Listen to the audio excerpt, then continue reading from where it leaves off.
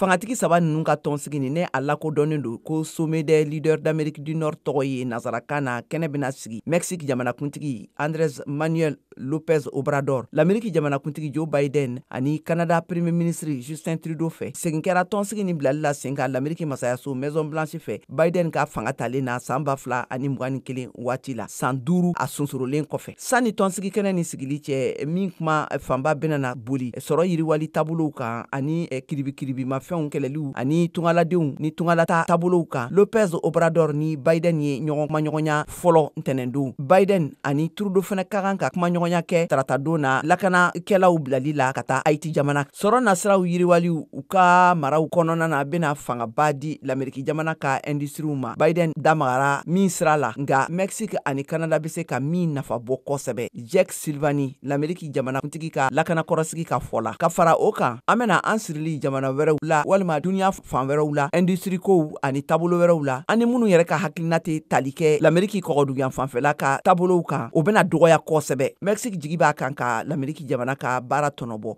yaasa u sirilen min don Asie jamana ka industrie la u be se ka dɔgɔya cogoya min na. Septembre kalo tɛmɛnen na Washington tun ye wele bila u ma k'u ka tugu kɛ u ka projet min musaka bɛ t'i jɔ fo dolari nafolo miliyari 5 ɲɔgɔnna la yaasa u be se ka subahana mansinw dilan cogoya minnu na l'Amérique kɔgɔduguyan fanfɛla fɛ ka u sirilen bɔ Asie jamanaw ta dilannenw na.